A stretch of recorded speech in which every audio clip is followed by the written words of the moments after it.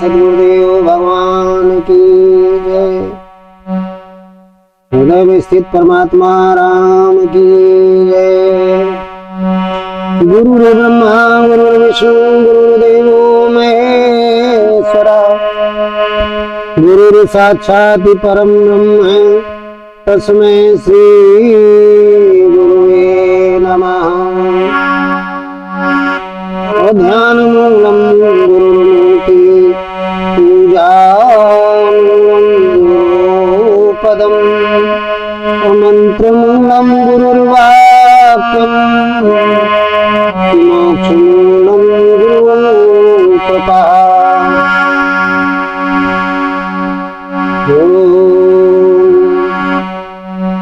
तो अखंड मंडलाकारं व्याप्तेन चराचरं, तत्पदं दर्शितं येन तस्मै श्री गुरवे नमः।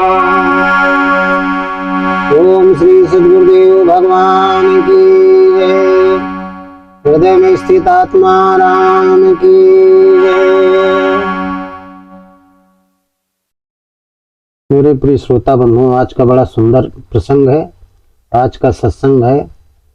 आप सब लोग प्रत्यक्ष और अप्रत्यक्ष रूप से देखने वाले हमारे समस्त जिज्ञासु श्रोता बंधुओं, आप हमारा सत्संग सुनते हो, इसलिए आप लोगों को कोट कोट साधुवाद। सुंदर प्रसंग है। आज का चर्चा का विषय है गृहस्थ सन्यासी सबसे बड़ा क्यों है। गृहस्थ सन्यासी सबसे बड़ा क्यों है। देखिए, सन्यासी दो प्रकार के होते हैं। गृहस्थ सन्यासी, एक वानप्रस्थ सन्यासी। वानप्रस्थ सन्यासी का मतलब होता है जो जंगलों में रहते हैं। गृहस्थ सन्यासी का मतलब होता है कि अपने घरों में रहते हैं। घर में रह करके पारिवारिक जीवन, सामाजिक जीवन, पारिवारिक दायित्व और सामाजिक दायित्व को निभाते हुए, कर्म करते हुए भगवान का, एक ब्रह्म का चिंतन करना, ही उसे गृहस्थ सन्यासी कहते हैं। जो वानप्रस्थ सन्यासी होते हैं, जंगल में होते हैं, उनको आसान होता है तपस्या करना, योग साधना करना। लेकिन गृहस्थ में रहकर के जो साधक भगवान का चिंतन करता है, एक परमात्मा का चिंतन करता है, उसको बड़ा कठिन होता है। क्यों कठिन होता है? उसका कारण है। उसका कारण ये है कि गृहस्थ जीवन में जो इंद्रियां होती हैं साधक की, वो संसार से जुड़ी रहती है। तो संसार से जुड़ी इंद्रियों को, क्योंकि गृह कारज नाना जंजाला, गृहस्थ में अनेकों प्रकार के कार्य होते हैं, पारिवारिक दायित्व होता है, सामाजिक दायित्व होता है।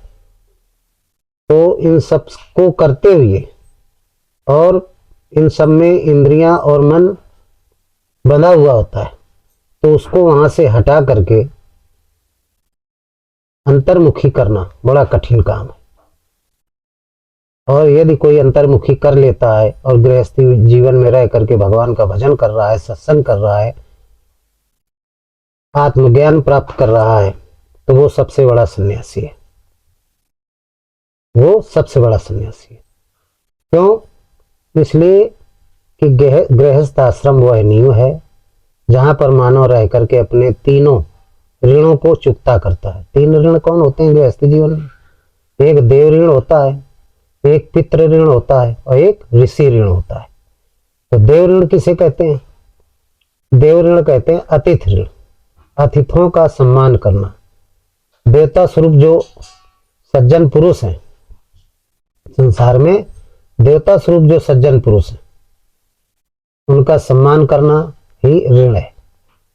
जीवन में उनको कभी दुख न देना, उनका सम्मान करना। साधु, महात्मा, संत, जितने भी सज्जन हैं, मनसा वाचा कर्मणा से उनको किसी भी प्रकार का दुख न पहुंचाना, ये देव ऋण होता है। पितृ ऋण क्या होता है? माता पिता की सेवा करना, ये पितृ ऋण है। यदि आप ऐसा कर रहे हैं तो पितृ ऋण से आप पूर्ण हो जाएंगे। अतिथि और सज्जनों का सम्मान साधुओं का कर रहे हैं तो आप देव ऋण से ऋण हो जाएंगे। ऋषि ऋण क्या होता है? ऋषि ऋण का होता है तत्वदर्शी सदगुरु। तत्वदर्शी सदगुरु की सेवा आप यदि कर रहे हैं, क्योंकि वो रिसर्च कर चुका है। किस बात का रिसर्च कर चुका है? उसने आत्मदर्शन कर लिया है, परम तत्व परमात्मा का दर्शन कर लिया है, परम तत्व का दर्शन कर लिया है, रिसर्च कर लिया है। उसी को आज के युग में वैज्ञानिक कहते हैं, तो आध्यात्मिक दृष्टि में उसे ऋषि कहते हैं। तो उसके ऋणों को, सदगुरु के ऋणों को ऋण कर देना। सदगुरु का ऋण क्या होता है? जो सदगुरु ने आपको नाम दीक्षा दिया, दीक्षा में आपको जो नाम दिया, वो नाम गुरु के कथनानुसार आप नियमित जप रहे हैं नियम से, और अपने मन सहित इंद्रियों का संयम करके गुरु के बताए हुए, गुरु के वचन प्रतीत न जे ही सपने सुगम न सुख सिद्धते। तो गुरु ने जो आदेश दिया, जो नाम की विधि जपने की बताई, वो गुरु के अनुसार बताई गई विधि के अनुसार तुम परमात्मा का नाम चिंतन कर रहे हो। तो ये यदि ईमानदारी से कर रहे हैं, आप अक्षर से कर रहे हैं, तो फिर आप सदगुरु यानी ऋषि के ऋण से हो रहे हैं, मुक्त हो सकते हैं, आप मुक्त हो जाएंगे। तो ये 3 प्रकार के ऋण हैं। तो ब्रह्मचर्य, गृहस्थ 4 आश्रम होते हैं, ब्रह्मचर्य आश्रम, गृहस्थ आश्रम, वानप्रस्थ आश्रम, संन्यास आश्रम। ये 4 प्रकार के आश्रम होते हैं, और इन चारों प्रकार के आश्रमों में सबसे बड़ा आश्रम होता है गृहस्थ आश्रम। कौन सा आश्रम होता है? गृहस्थ आश्रम होता है। और इस गृहस्थ आश्रम में रह करके जो व्यक्ति भगवान का भजन कर रहा है, एक परमात्मा का चिंतन कर रहा है, तो वो सबसे बड़ा सन्यासी है। बाहर वाले जितने सन्यासी हैं, जंगलों में रह रहे हैं, उनसे लाखों गुना अधिक वो पुण्यवान होता है, क्योंकि गृहस्थ में रह करके मन सहित इंद्रियों को साध करके भगवान का चिंतन कर रहा है। तो मन सहित इंद्रियों को जो साध लेता है वही साधु है। जो सारे भ्रमों को, सारी शंकाएं, सारे भ्रम जिसके चित्त से निकल जाते हैं, उसको संत कहते हैं। तो ये दोनों काम यदि कर रहा है, तो वही सबसे बड़ा साधु है, वही सबसे बड़ा संत है। वो नहीं है कोई कपड़े पहने या ना पहने, आत्मा निर्मल होना चाहिए। आत्मा यदि निर्मल है, तो भगवान ने भी कहा है, भगवान शंकर ने रामचरितमानस में, इसको संत गोस्वामी तुलसीदास जी ने लिखा, और भगवान शंकर ने पहले लिखा, उसको अपने अंतःकरण में लिख के रख लिया था। रचि महेश निज मानस राखा, पाय सु समय शिवासन भाखा। शिवासन सुंदर समय पा करके, सुंदर समय कब था, कहाँ, कौन सा स्थान था जहाँ पे उन्होंने सुंदर समय समझा और वहाँ पे वर्णन किया। ये अमरनाथ था। अमरनाथ जहाँ लोग जाते हैं, वहीं पर माता पार्वती को भगवान शंकर ने रामचरितमानस सुनाया था। तो कहने का तात्पर्य है कि समाज को भगवान के प्रति भक्ति भाव में लगाने का काम जो सदगुरु करते हैं, टेढ़े मन को सीधा करते हैं या सीधा करने का काम करते हैं, वो शंकर स्वरूप सदगुरु होते हैं। और उनके बताई गई विधि के अनुसार यदि हम भजन कर रहे हैं, तो हम ऋषि ऋण से पूर्ण हो जाते हैं। और फिर ये सारे ऋणों से पूर्ण हो गए, तो सबसे बड़ा वो पूर्ण होने वाला साधक, वो भक्तजन सबसे बड़ा सन्यासी होता है। तो कहने का तात्पर्य है कि गृहस्थ आश्रम में रह करके यदि मन सहित इंद्रियों का संयम कर रहा है, और संयम करके पारिवारिक जीवन और सामाजिक जीवन के दायित्वों को निभाते हुए एक परमात्मा का चिंतन कर रहा है, ब्रह्मचारी की स्थिति में रह करके चिंतन कर रहा है। ब्रह्मचारी का मतलब होता है ब्रह्म का आचरण करने वाला। ब्रह्म का आचरण क्या? एक परमात्मा का चिंतन करना। ईश्वरा सर्वभूतानां हृदय देशे अर्जुन तिष्ठति ब्राह्म्यान् सर्वभूतानि यंत्रारूढ़ान् माया। भगवान कृष्ण ने गीता में कहा, जब अर्जुन ने पूछा, तो अर्जुन ने पूछा कि ब्रह्मचारी किसे कहते हैं, तो उन्होंने कहा भगवान कृष्ण ने अर्जुन से कि अर्जुन, ब्रह्मचारी का मतलब ये नहीं होता है कि वो शादी ना करे, पूरे जीवन वो वैवाहिक जीवन बिताए और उसको कहा जाए ब्रह्मचारी। वो असली ब्रह्मचारी नहीं है। असली ब्रह्मचारी होता है वो शादी किए हो या ना किए हो, लेकिन यदि मन सहित इंद्रियों का उसने संयम कर लिया है, निरोध कर लिया है, अपने कंट्रोल में कर लिया है, और इसके बाद एक परमात्मा का चिंतन कर रहा है, पाखंड से रहित होकर के, जो एक सार्वभौम सत्ता है पूरे विश्व में, उसका वो चिंतन करता है, उसका वो नाम ले रहा है। रमे निरंतर आत्मा सब घटा ठोयाम, ताई से बुद्ध संत जन कहता सो राम। तो वो परमात्मा, अर्जुन बोले वो कहाँ रहता है? तो भगवान कृष्ण कहने लगे कि वो परमात्मा, वो ईश्वर, ईश्वरा सर्वभूता नाम हृदय देशे अर्जुन तिष्ठति ब्राह्म्यान सर्वभूतान यंत्रारूढ़ान माया। वो परमात्मा सब भूत प्राणियों के, भूत प्राणी किसे कहते हैं? 5 तत्वों से जितने भी आकार बने हुए, चित जल पावक गगन और समीर, ये पंचभूत है। इन पंचभूतों से जितने भी ये 84 लाख योनियां बनी हुई हैं, ये सभी पंचभूत हैं, सभी को प्राणी कहा गया। इन प्राणियों में मनुष्य जो प्राणी है वो सबसे श्रेष्ठ माना गया है। तो 5 तत्वों से मिलकर ये शरीर बनता है, इसीलिए इनको पंचभूत कहते हैं। तो भगवान कृष्ण ने कहा ईश्वरा सर्वभूता नाम, सभी पंचभूतों के हृदय, ईश्वरा सर्वभूता नाम हृदय देशे अर्जुन तिष्ठति। अर्जुन वो परमात्मा सब भूत प्राणियों के हृदय यानी अंतःकरण में निवास करता है। लेकिन ब्राह्म्यान सर्वभूतान यंत्रारूढ़ान माया, भ्रम के कारण लोग उसको ढूंढते रहते हैं, कहीं बाहर उसको खोजते रहते हैं। तो परमात्मा बाहर नहीं मिलेगा, परमात्मा मिलेगा अंदर मिलेगा, आपके अंतःकरण मिलेगा। तो अर्जुन ने प्रश्न किया कि प्रभु उसका स्वरूप क्या है? तो फिर गीता में एक श्लोक के माध्यम से वेदव्यास जी ने लिखा है, भगवान कृष्ण ने फिर बताया कि अर्जुन ज्योतिषामपि तज्ज्योति स्थमसा च परमुच्यते अज्ञानम ज्ञेयम ज्ञान गम्यम हृदय सर्वस्य विष्ठितम। वो परमात्मा ज्योतियों का परम ज्योति है और उसको ज्ञान के द्वारा ही जाना जा सकता है। वो सबके हृदय में निवास करता है। इसलिए अर्जुन तुम्हें शरणम गच्छ सर्वभावेन भारत तत्प्रसादम परम शांति स्थानम प्रापस्यसि शाश्वतम। इसलिए अर्जुन तुम उसी की शरण में जाओ तो तुम्हें शाश्वत शांति प्राप्त होगी। तो यदि ये 3 काम कोई भी व्यक्ति कर रहा है, चाहे बाहर जंगल में रहने वाला सन्यासी है, चाहे गृहस्थ में रहने वाला सन्यासी, दोनों प्रकार के सन्यासी, इन दोनों प्रकार के सन्यासियों में जो इस बात का पालन कर रहा है वो ही सबसे बड़ा सन्यासी है। लेकिन बाहर तो पालन करना आसान है, क्योंकि मन सहित इंद्रियों का दमन करना है, संयम करना है। तो बाहर तो इंद्रियां संयमित हो जाती हैं जंगल में, क्योंकि वहां पर किसी भी प्रकार का पारिवारिक दायित्व नहीं होता है, सामाजिक दायित्व नहीं होता, एकांत जीवन होता है, किसी प्रकार का कोई शोरगुल नहीं होता है, बिल्कुल एकांत होता है। बाहर से भी एकांत होता है, मन से एकांत होता है। मन एकांत कब होता है? जब हम किसी भी बंधन में नहीं बंधे होते हैं, तो साधक का मन एकांत हो जाता है। तो बाहर तो एकांत हो जाता है, क्योंकि बाहर किसी प्रकार की उस सन्यासी को चिंता नहीं है, ना उसको किसानी की चिंता है, ना उसको ड्यूटी की चिंता है, किसी प्रकार की चिंता नहीं है। कुछ मिला तो ठीक है, नहीं फल फूल खा करके ही, पत्ते खा करके जीवन यापन कर रहा है। इस भाव का जो संत है जंगल में, तो वो मन सहित इंद्रियों का संयम कर सकता है, निरोध कर सकता है और एक परमात्मा का चिंतन कर सकता है। तब तो वो योगियों की श्रेणी में आ गया।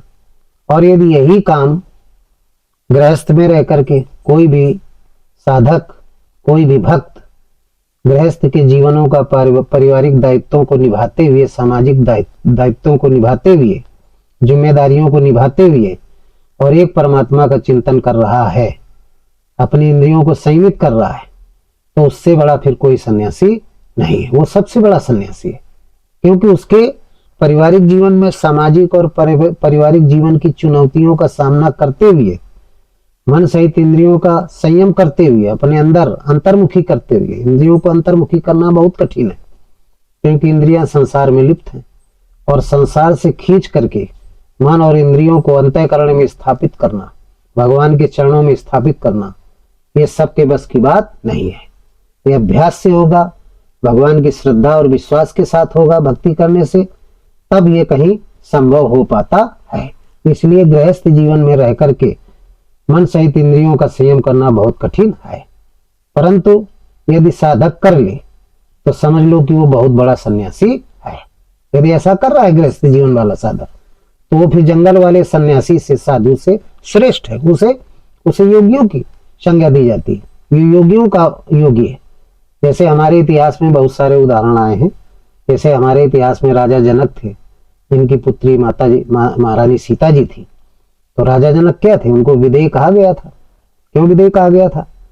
क्योंकि वो एक परमात्मा का चिंतन करते थे, एक ब्रह्म का चिंतन करते थे, उसी ब्रह्म में वो लीन रहते थे, उसी ब्रह्म में लीन रहते थे। मन सहित इंद्रियों का संयम करके एक परमात्मा का चिंतन करते थे और गृहस्थ जीवन में रह करके पारिवारिक दायित्व और सामाजिक दायित्व क्या था, राज्य का दायित्व था, वो निभाते हुए और वो भजन करते थे। तो वो गृहस्थ सन्यासी, राजा जनक गृहस्थ में होते हुए भी ज्ञानी व गृहस्थ सन्यासी थे। संत तुलसी, संत कबीर और अनेक महापुरुष हुए हमारे देश में, बहुत प्रकार के महापुरुष हुए। आदिकाल वैदिक काल में बहुत ऋषि महात्मा थे, वो भी अपना गृहस्थ बनाए रख, जंगल में भी रहते थे, तब भी पत्नी रहती थी साथ में, बच्चे रहते थे। जैसे जमदग्नि ऋषि थे, इनके पुत्र थे भगवान परशुराम जी, उनके और भाई थे, पत्नी थी रेणुका, तो सब पूरा परिवार था। तो गृहस्थ जीवन था, लेकिन सन्यासी थे। तो गृहस्थ जीवन में रहें आप और चाहे जंगल में रहें, यदि आप मन सहित इंद्रियों का संयम कर रहे हैं, संयम करके पारिवारिक दायित्व को, जिम्मेदारियों को और धार्मिक सामाजिक जिम्मेदारियों को निभाते हुए एक परमात्मा का चिंतन कर रहे हैं, आप किसी भी रूप में हो, चाहे जैसे हो, कोई जरूरी नहीं कि आप कपड़ा ही रंगे पहने तो आप सन्यासी होंगे। रंगे कपड़ा या जो भी कपड़ा है सन्यासियों का, जैसे कबीर पंथ में सफेद कपड़ा पहनते हैं और रामानंदाचार्य जी लाल पहनते हैं। रामानंदाचार्य जो होते हैं वो लाल कपड़े पहनते हैं, मैरून पहनते हैं। तो कबीर पंथ के अलावा सब ऐसे ही पहनते हैं रंगे कपड़े, कोई पीला पहनता है, कोई लाल पहनता है। तो इसका मतलब होता है इन कपड़ों को पहनने से कि ये कपड़े हर समय याद दिलाते हैं, ये आप जो पहने हैं कपड़ा, ये याद दिलाता है वैराग्य का, वैराग्य का ध्यान दिलाता है, आपको वैराग्य की याद दिलाता है कि आप मन सहित इंद्रियों को संसार से वैरागित करें। इंद्रियां जो संसार में लगी है, मन लगा हुआ है, वहां से खींच करके भगवान के चरणों में लगाओ। इन कपड़ों का मतलब ये होता है, इसलिए संत लोग पहनते हैं कि जब आप इन कपड़ों को देखोगे तो आपको याद आ जाएगा कि हम महात्मा हैं, हम सब कुछ छोड़ चुके हैं, बार बार याद दिलाएगा, इसलिए कपड़े पहने जाते हैं, इसलिए ये कपड़े पहने जाते हैं। और कबीर पंथी क्यों सफेद पहनते हैं? उसका मतलब है कि आत्मा शुद्ध है, शाश्वत है, सत्य है और सनातन है, सच है। आत्मा में कोई दाग नहीं, वो दुख और सुख से परे है, दुख और सुख से परे है, वो बेदाग है, इसलिए स्वच्छ है, यानी मन निर्मल है। कबीर पंथ में होते हुए भी यदि मन निर्मल नहीं है, हम सफेद कपड़ा पहने और हमारा मन निर्मल नहीं है, निर्मल मन क्या है? इन कपड़ों, ये परिधानों का दृश्य है। तो चाहे हम सफेद पहने या हम रंगीन पहने, इनका मतलब होता है, इन कपड़ों से ये होता है कि ये आत्मा का परिधान है, आत्मा स्वच्छ है, शाश्वत है, सत्य है, सनातन है, और उसी को परमात्मा कहते हैं। क्योंकि अंतःकरण में निवास है उस परम चेतना का, इसलिए हम उसको परमात्मा कहते हैं।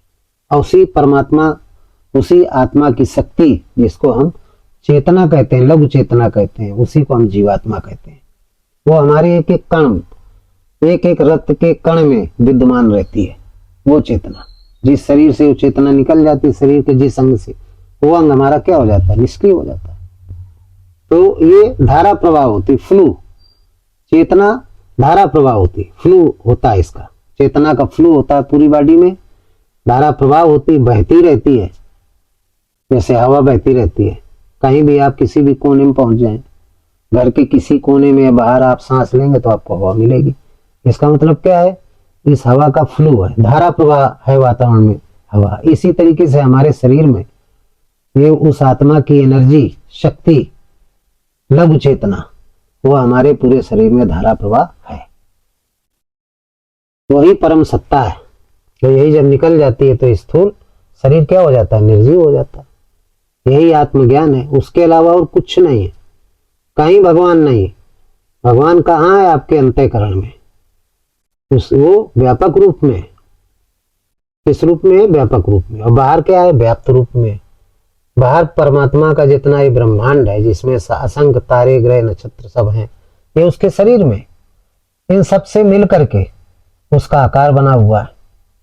और ये सारे जिस शक्ति की वजह से टिके हुए अंतरिक्ष में, उस शक्ति को परम चेतना कहते हैं, परम तत्व कहते हैं, उसी को परमात्मा कहते हैं। और अपने अंतःकरण में जिस शक्ति के द्वारा हम बोलते हैं, उठते हैं, बैठते हैं, सुनते हैं, खाते पीते हैं, हिलते डुलते हैं, बात करते हैं, जिस एनर्जी के द्वारा, जिस चेतना के द्वारा, उसको आत्मा कहते हैं। उसका सेंटर कहाँ होता है? अंतःकरण में होता है। अंतःकरण हमने बताया था, मन बुद्धि चित्त की गहराइयों में। मन बुद्धि चित्त अहंकार, ये चतुष्टय अंतःकरण होता है। इनकी गहराइयों में आत्मा कारण शरीर के अंदर चेतन बीज के रूप में होती है, वो परमात्मा। और चूंकि अंतःकरण में होता है, इसलिए उसको आत्मा कहते हैं। तो ये बात यदि कोई गृहस्थ जान ले, और वही उसी की पूजा करना चाहिए, वही पूजा करने योग्य है, वो अविनाशी है, शाश्वत है, सत्य है और सनातन है, उसका कभी विनाश नहीं होता है। स्थूल शरीर ये तो नाशवान है। तो व्यक्ति यदि ये जान जाए कि मैं शरीर नहीं हूं, मैं आत्मा हूं, मैं जीवात्मा हूं, ये यदि ज्ञान हो जाए, इसी को आत्मज्ञान कहते हैं। आत्मा की पूजा करना चाहिए, उसी का अंश है जीव, जिसको जीवात्मा कहते हैं। यह भी अविनाशी, चूंकि उसका अंश है, एक पार्ट है, उसकी एक एनर्जी है, उसकी एक शक्ति है, बाकी सब नश्वर है। इन भौतिक आंखों से जितना भी हम देखते हैं, चाहे अपने शरीर को देखें या दूसरे के शरीर को देखें, स्थान को देखें, वनस्पति को देखें, पेड़ पौधों को देखें, सारे संसार को देखें, भौतिक जगत को देखें, सब नाशवान है। सब क्या है? नाशवान है। ईश्वर सत्यम जगत मिथ्यम, शंकराचार्य ने कहा है, स्वामी शंकराचार्य ने कहा, ईश्वर सत्यम जगत मिथ्यम। परमात्मा ही सत्य है, वो अविनाशी है, बाकी सब नाशवान है। यदि ये ज्ञान जिसको हो जाए, तो गृहस्थ में रहते हुए भी और परमात्मा के आचरणों का, उसके सिद्धांतों का, उसके संविधान का पालन गृहस्थ में रह करके करे, तो वो सबसे बड़ा सन्यासी है। कोई जरूरी नहीं कि अब रंगड़ा कपड़े रंगा करके आप समाज में घूम रहे हैं, गांव गांव घूम रहे हैं, जंगलों में घूम रहे हैं, और आपके अंदर के जो 14 विकार हैं, काम क्रोध मद लोभ ईर्ष्या द्वेष, ये नहीं हट रहे हैं, चाहे आप गृहस्थ में रहें या बाहर रहें, ये नहीं हटा पा रहे हैं। बहुत आप पूजा कर रहे हैं, बहुत प्रकार की पूजा कर रहे हैं, मंदिर जाते हैं, तमाम प्रकार के धार्मिक अनुष्ठान आप करा रहे हैं, कथा भागवत करा रहे हैं, लोगों को खिला रहे हैं, लेकिन आपके व्यवहार से आपका परिवार, आपका समाज और स्वयं आप संतुष्ट नहीं है, तो वो भक्ति, वो आपका आध्यात्मिक कार्य फल सब बेकार है, कोई मतलब नहीं। और आप धन का दुरुपयोग कर रहे हैं, तन का दुरुपयोग कर रहे हैं, तो कोई मतलब नहीं है। मेरे प्रिय श्रोता बंधुओं, सभी लोग आप हमारी कथा को सुनते हैं, तो ये जरूरी नहीं है, कभी कभी आपके मन में भी ग्लानि होती होगी पारिवारिक जीवन से उब करके कि हम साधु हो जाएं। तो साधु होने का ये एक भावुकता होती है। क्या होती है? एक भावुकता होती है। तो भावुकता में आप साधु हो गए। पारिवारिक दायित्वों को न निभाते हुए उनसे मुख मोड़ करके आप सन्यासी हो गए। सामाजिक दायित्वों को न निभाते हुए, सामाजिक जिम्मेदारियों को, पारिवारिक जिम्मेदारियों से मुख मोड़ करके आप सन्यासी हो गए। तो कुछ दिन तो आप सन्यासी रहेंगे, जब होने जाएंगे तो आप कहेंगे हम ये नहीं खाएंगे, हम बिल्कुल पत्ता खा के रहेंगे, पानी पी कर रहेंगे, हवा खा के रहेंगे, हम कठोर तपस्या करेंगे, 2-4-6 दिन करेंगे, इसके बाद भूख आपको सताएगी, तृषा आपको लगेगी, प्यास लगेगी, तो आप खाने पीने लगेंगे। धीरे धीरे करके फिर आप योगी की जगह में आप भोगी हो जाएंगे, तो फिर कल्याण नहीं। तो यदि पारिवारिक जीवन से बंधे हैं, तो पारिवारिक जीवन का निर्वाह करते हुए, सामाजिक जीवन का निर्वाह करते हुए मन सहित इंद्रियों का संयम कर लीजिए। संसार में उतना ही रखिए कि हम एक नौकर हैं। नौकर क्या करता है? फैक्ट्री में 8 घंटे या 12 घंटे ड्यूटी करता है। ड्यूटी करने के बाद उस फैक्ट्री में लाभ हो रहा है कि हानि हो रहा है, उससे कोई मतलब नहीं। अपना ड्यूटी किया, 30 तारीख को 1 तारीख को पेमेंट मिला, ले लिया, चला आया, कोई जिम्मेदारी नहीं। ड्यूटी अपनी किया। इसी तरीके से आप भी भौतिक जीवन में कार्य करें, 8-10 घंटा जो भी जिसका क्षेत्र है, कृषि करने वाला किसान जो है वो अपना किसानी करे, मेहनत करे 8-10 घंटा, व्यापारी व्यापार करे, नौकरी वाला नौकरी करे, ये अपना करिएगा। लेकिन मन सहित इंद्रियों को इस भवसागर रूपी कार में इतना न जकड़िए कि जिससे आप उस परमात्मा को भूल जाएं, और भूलने के बाद स्थिति ये आ जाए, क्या स्थिति आ जाए कि जो भी आपने जीवन में कमाया सब आपका नष्ट हो जाए। आपके देखते देखते ऐसी कोई बीमारी लग जाए, ऐसे कोई आप लफड़े में फंस जाए कि आप जो है न्यायपालिका में आपका धन खर्च हो जाए, कार्यपालिका में आपका धन खर्च हो जाए, या किसी बीमारी में आपका धन खर्च हो जाए। तो अधर्म से ना कमाएं। अधर्म क्या है? भगवान को भूल करके यदि जो धन कमा रहा है वो अधर्म का धन है। उसके लिए गोस्वामी जी ने लिखा है, क्या कहते हैं, पुरा में विमुख है संपत्ति प्रभुताई, जाए रही पाई बेवफाई। पुरा में विमुख है संपत्ति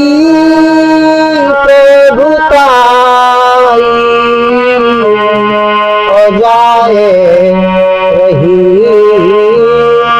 पाई पाई, जाए रही पाई पाई। राम विमुख संपत्ति प्रभुताई, जाए रही पाई बिन पाई। अधर्म से कमाया हुआ, भगवान को भूल करके कमाया हुआ धन पाए न पाए बेकार रहता है। इसलिए भगवान को हमेशा याद करते रहिए। गृहस्थ में हैं आप तो हमेशा याद करते रहिए। तमाम लोग गृहस्थ में भजन करते हैं भगवान का। संत कबीर लिखते हैं कि वो दुख में तो सुमिरन करते हैं लेकिन सुख में नहीं करते हैं। और यदि सुख में व्यक्ति सुमिरन करे, गृहस्थ जीवन वाला भक्त, तो उसको कभी भी दुख नहीं आएगा। उसकी इंद्रियां कभी बहिर्मुखी नहीं होंगी, अंतर्मुखी ही बनी रहेंगी। संत कबीर ने लिखा है कि दुखों में सुमिरन सब करे और सुख में करे न कोई, और जो सुख में सुमिरन करे तो दुखे काहे को। संत कबीर ने लिखा कि दुख में सुमिरन सब करें, सुख में करें न कोई, और जो सुख में सुमिरन करें तो दुख काहे को होए। इसलिए परमात्मा को निरंतर याद करते रहिए, काम करते रहो, नाम जपते रहो। संत गोस्वामी तुलसीदास जी ने लिखा अपनी कृतियों में कि राम कहे तुम बड़े सयाने, ठाड़े बैठे परे उताने। किसी भी परिस्थिति में आप हैं, आप भगवान राम का नाम लेते रहिए, राम राम कहते रहिए। राम किसी व्यक्ति विशेष का नाम नहीं है। जितने भी महापुरुष हुए हैं उस व्यक्ति विशेष का कोई नाम नहीं लिया जा रहा है। सबसे पहले आप ये समझ लो, हमारे देश में राम नाम से बड़ी लोग घृणा करते हैं पॉलिटिक्स के हिसाब से, कि कुछ पार्टियां राम के नाम का एजेंडा बना करके अपना वोट बैंक कैश करवाते हैं, तो लोगों में नफरत है, राम के नाम से नफरत कर रहे हैं। तो राम का जो नाम है वो किसी व्यक्ति विशेष का नहीं है। मैंने पहले भी बताया था कि उस परमात्मा का कोई नाम नहीं है, रूप और नाम से अनिर्वचनीय है, उसका वर्णन नहीं किया जा सकता, रूप है। अकथ नामय नामन रूपा, गोस्वामी जी ने लिखा है रामचरितमानस में, अकथ नामय नामन रूपा ब्रह्म सुखय अनुभव अनुपा। बड़े बड़े ऋषि महात्मा ब्रह्म ऋषि हुए अनादिकाल, वैदिक काल, भक्ति काल में, तो सब ने कहा कि वो अकथ है, अनामय है, नामन रूपा। उसका ना तो कोई नाम है ना कोई रूप है, उसका वर्णन नहीं किया जा सकता, अकथनीय, अनिर्वचनीय। उसका कोई ना नाम है ना कोई रूप है, केवल अनुभव के द्वारा उसको जाना जा सकता है। ब्रह्म सुखय अनुभव अनुपा। जो ब्रह्म का चिंतन करने वाले हैं, चाहे वो गृहस्थ में रह रहे हों, चाहे वो जंगल में रह रहे हों, वो केवल अनुभव से उस ब्रह्म पीयूष का दर्शन करते हैं, पान करते हैं। तो संत तुलसीदास जी, संत कबीरदास जी सभी गृहस्थ रहे हैं। जितने भी और अनाथ काल से महापुरुष हुए हैं, सभी जो है गृहस्थ रहे हुए हैं। वे सभी आदर्श गृहस्थ का प्रतीक थे, रहे हैं, जो सब कुछ पाने के बावजूद माया से दूर रह करके भजन करते थे, जबकि पारिवारिक माया के बीच में रहने से या रहने वाला या वो रहते थे फिर भी भजन करते थे तो वे सन्यासी थे। भगवान को प्राप्त करने की प्रेरणा प्राप्त की उन सभी को भगवान के आत्मबोध का दर्शन भी हुआ।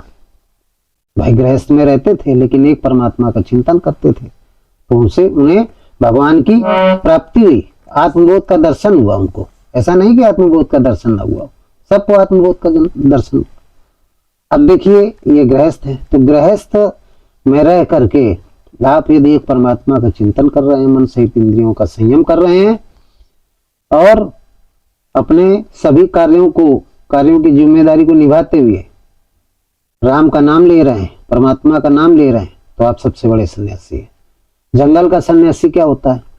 जंगल का सन्यासी भौतिक सुखों और पारिवारिक सामाजिक जिम्मेदारियों का त्याग करता है, क्योंकि कोई जिम्मेदारी नहीं होती, ना सामाजिक जिम्मेदारी होती जंगल के संतों में और ना पारिवारिक जिम्मेदारी होती है और ना सामाजिक होती है। जबकि जो गृहस्थ सन्यासी होता है उसके वो क्या होता है? गृहस्थ सन्यासी जिम्मेदारियों को निभाते हुए संसार में जो बनता नहीं है, ऐसा गृहस्थ सन्यासी, ऐसा साधक जो पारिवारिक और सामाजिक जिम्मेदारियों को निभाते हुए उनमें बंधे ना, जिम्मेदारियों को निभाते हुए उनमें बंधे ना, वो गृहस्थ सन्यासी। उन पे ममता न करे, मोह न करे, इंद्रियों का संयम करते हुए कर्म करता रहे।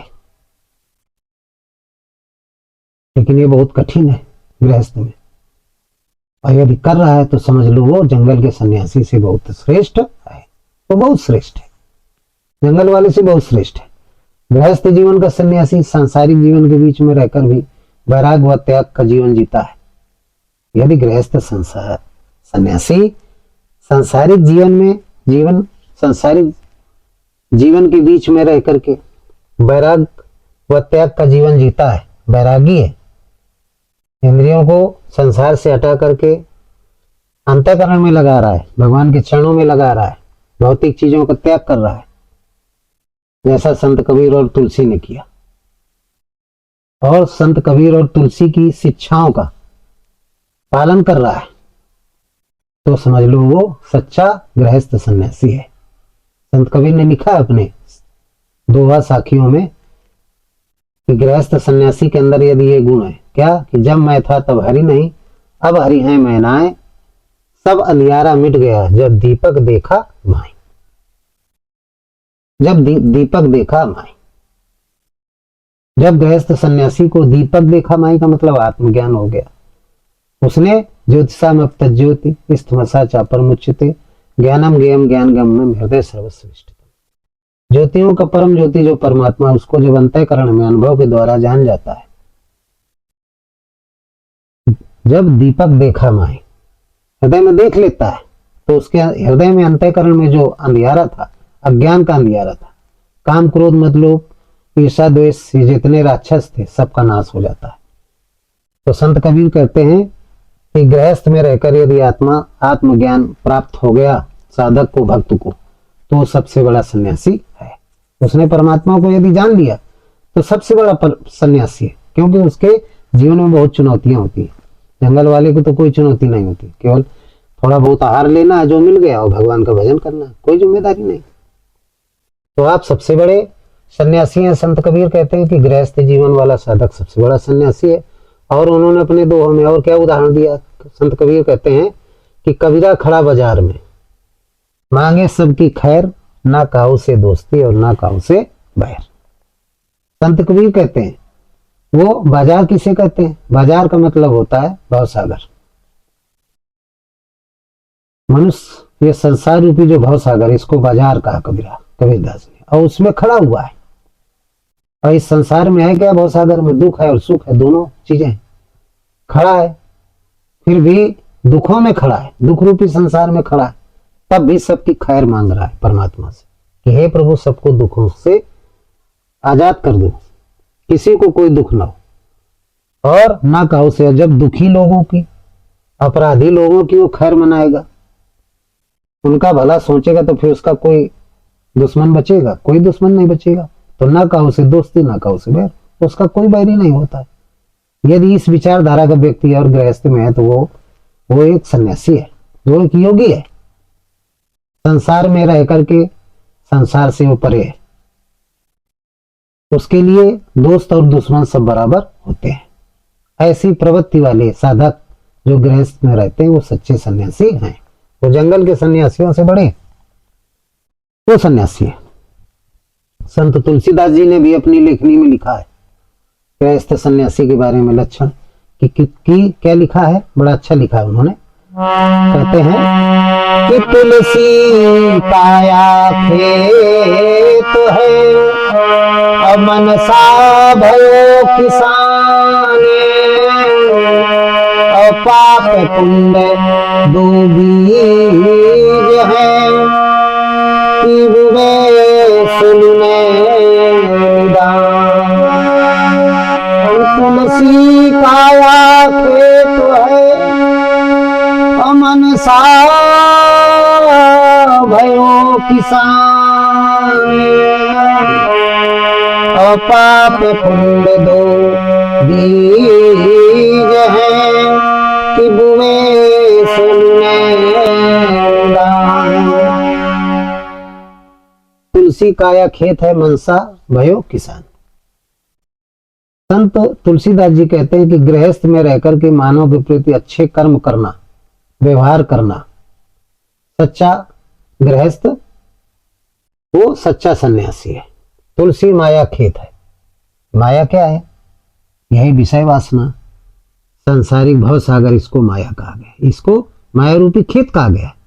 मनसा भयो किसान, और इसमें जो खेती करता है संसार रूपी सागर में, विषय सागर में जब मन लग जाता है तो मन का लगना क्या होता है? खेती करना। और खेती करने वाला मन क्या हो जाता है? किसान हो जाता है। पाप पुण्य दो बीज हैं इस भवसागर रूपी संसार में। पाप और पुण्य दो प्रकार के बीज हैं। यदि आप पुण्य वाले बीज बोएंगे तो पुण्य रूपी फसल प्राप्त करेंगे, पाप वाले बीज बोएंगे तो पाप वाली फसल प्राप्त करेंगे। तो पाप पुण्य दो बीज, और बुवै सुलुने निदान, बुवै सुलुने निदान। जैसा आप बोएंगे वैसा आप पाएंगे। अच्छा बोएंगे तो अच्छा मिलेगा, बुरा बोएंगे तो बुरा मिलेगा। ये संसार रूपी खेत में मन रूपी किसान की स्थिति है। तो कहने का तात्पर्य है कि कपड़ा चाहे जो आप पहने हो, गृहस्थ जीवन में यदि आपका मन निर्मल है तो आप भगवान के अनुरागी यदि हैं, आपका मन निर्मल है तो आप सच्चे सन्यासी हैं। क्योंकि सच्चा सन्यासी वही है जिसे आत्मज्ञान प्राप्त हो जाता है, भगवान की प्राप्ति हो जाती है, वो सच्चा संत है। तो गृहस्थ में रह करके आप संत, कोई जरूरी नहीं कि आप जंगल में जाएं। आप गृहस्थ में रहिए, सत्संग सुनिए, श्रद्धा करिए भगवान पर, और गुरु पर विश्वास करिए, संतों का साथ करिए। संतों का साथ का मतलब क्या होता है? संतों की आप सत्संग सुनिए और परमात्मा पर श्रद्धा रखिए, तो आप गृहस्थ में रहते हुए भी बहुत बड़े योगी हैं, बहुत बड़े सन्यासी हैं। तो संत कबीर और संत तुलसी दोनों ने कहा है कि ईश्वर प्राप्ति का सच्चा वैराग अंदर के मन, इंद्रियों का संयम व पवित्र करने से आता है, बाहरी भेष से नहीं कि आप बाहरी भेष बना करके जंगल में घूम रहे हो। आपके अंदर त्याग नहीं, आपके अंदर वैराग्य नहीं है, आपकी मन सहित इंद्रियां संयमित नहीं है, संसार में फैली हुई है, बाहरी सांसारिक पाखंडों में आप फंसे हुए हैं, उनको छोड़ नहीं पा रहे हैं, आंतरिक मन की शुद्धता नहीं कर पा रहे हैं, तो फिर आप सच्चे सन्यासी नहीं है। और यदि ये सब कर रहे हैं तो आप सच्चे सन्यासी हैं। गृहस्थ में जरूर हैं लेकिन आप सच्चे सन्यासी हैं, क्योंकि आप त्याग कर रहे हैं। यदि आप वैराग्य है आपके अंदर त्याग है, मन सहित इंद्रियों का संयम है, मन सहित इंद्रियों का निरोध कर रहे हैं, तो गृहस्थ में रहते हुए भी आप सबसे बड़े महात्मा हैं, सबसे बड़े संत हैं। तो गृहस्थ में चूंकि बहुत बड़ी चुनौतियां हैं, जंगल में तो सब आसानी से हो जाता है यदि साधक चाहे तो। तमाम है संत ऐसे कि जंगल में भी रह रहे हैं, तब भी उनके अंदर त्याग नहीं, वैराग नहीं, वो भोगियों के तरीके जीवन यापन कर रहे हैं। उनसे अच्छे तो गृहस्थ के लोग हैं जो अपना 8 घंटे 12 घंटे ड्यूटी करके सुबह शाम भगवान का नाम ले लेते, उनसे ठीक है। तो किसी भी स्थिति में आप रहें, चाहे जंगल में रहें, चाहे आप घर में रहें, यदि आप साधु बनना चाहते हैं तो साधु का मतलब होता है इंद्रियों को साध ले, मन सहित इंद्रियों को आप साध ले, चाहे बाहर रह करके साध ले, चाहे आप घर में रह करके साध ले, तो आप साधु हो गए। और जब आपके अंदर सारी शंकाओं का अंत हो जाए, चाहे बाहर रह करके चाहे अंदर रह करके, आपको आत्मज्ञान हो जाए, सारी शंकाओं का मतलब पाखंडों में ना पढ़ करके देवी देवताओं की पूजा, जो इधर उधर लोग घूम रहे हैं, इनकी पूजा करें उनकी पूजा करें, सब छोड़ करके एक परमात्मा में आप समर्पित हो गए, आपको आत्मज्ञान हो गया, तो आप सबसे बड़े सन्यासी। तो आपकी बात समझ में आ गई होगी कि गृहस्थ में रह करके सबसे बड़ा सन्यासी बना जा सकता है। सबसे बड़ा सन्यासी कौन होता है? गृहस्थ आश्रम। गृहस्थ आश्रम वाला सबसे बड़ा सन्यासी। गृहस्थ आश्रम में रह करके यदि भगवान का चिंतन कर रहा है, भजन कर रहा है, पाखंड से रहित ब्रह्म का चिंतन कर रहा है, सबसे बड़ा सन्यासी। तो इन्हीं शब्दों के साथ आज का सत्संग समाप्त करते हैं। बोलिए सदगुरुदेव भगवान की जय। हृदय में स्थित परमात्मा राम की जय। सर्वे भवन्तु सुखिना, सर्वे सन्तु निरामया, सर्वे भद्राणि पश्यन्तु मा कश्चित्